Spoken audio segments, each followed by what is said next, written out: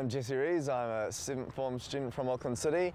I'm 17 and I'm here to check out a career in fire protection systems.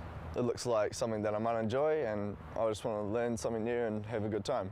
So what better place to bring Jesse than the Auckland War Memorial Museum, where fire protection engineer Dyer shows there's more to the job than blazing sirens and speeding fire trucks. Hey, how's it going? I'm Jesse.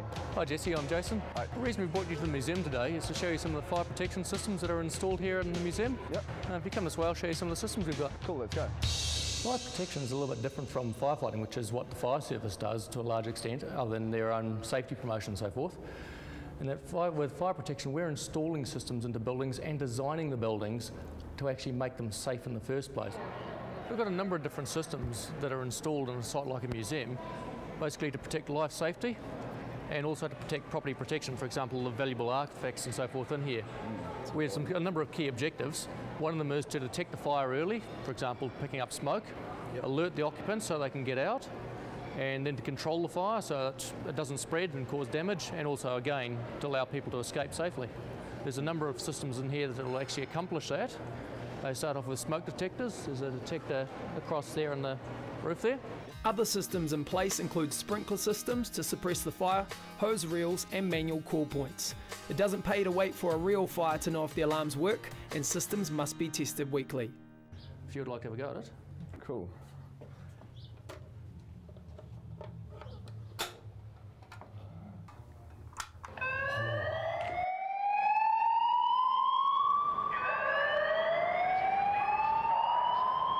We've got an indication come up on the panel being that little red light, which is telling us that that particular call point's been operated, so we know this device is active.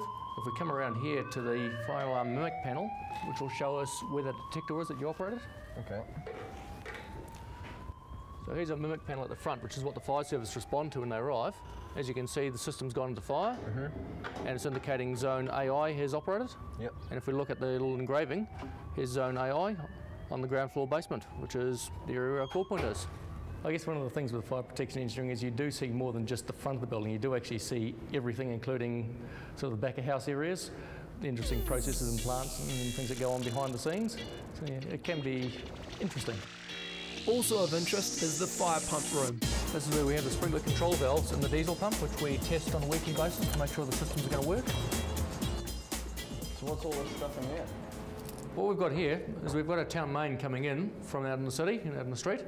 Comes in through a booster pump driven by a diesel engine. That boosts the pressure to our sprinkler system, so we've got enough pressure to drive the system and get water out of the sprinklers throughout the museum. First up, the fire alert system has to be isolated.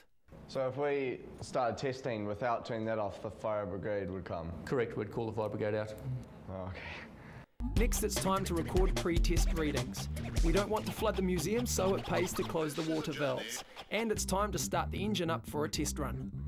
Okay, so if you want to push the green start button, that'll start the pump up.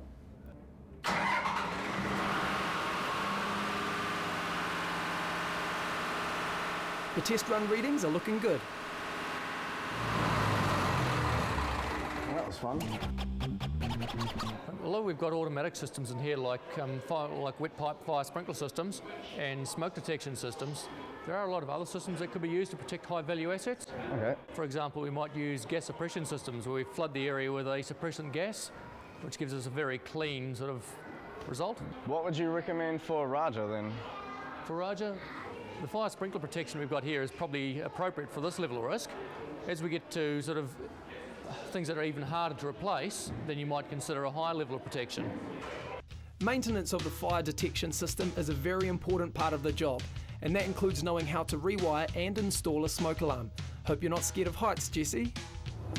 Okay, what we've got here is a base for a smoke detector. It's already been installed.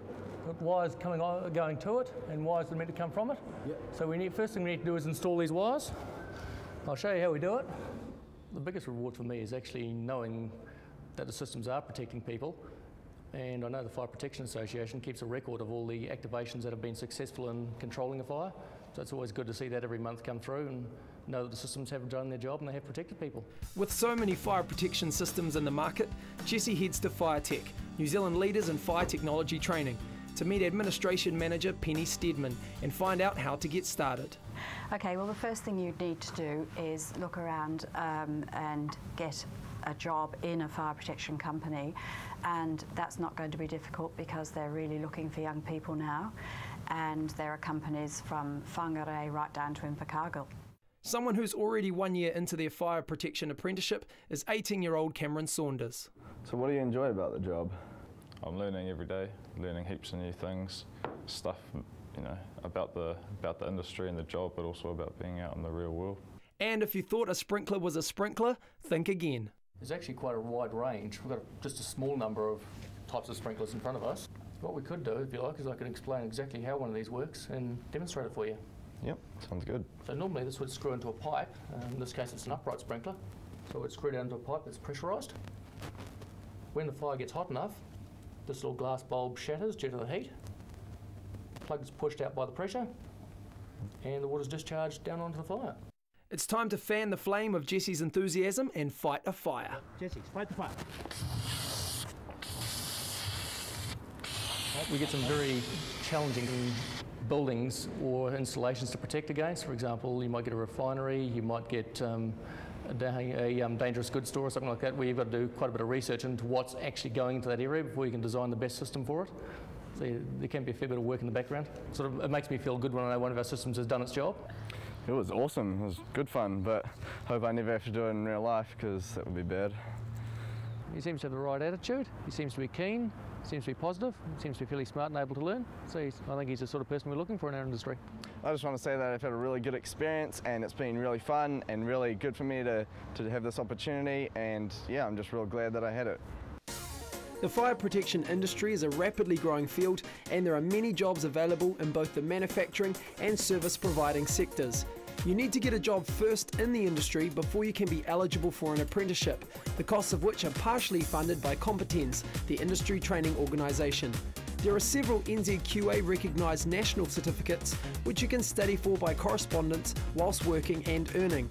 It is beneficial to have at least an NCEA level 2 or 3 in English or maths or some bench work experience before entering the industry.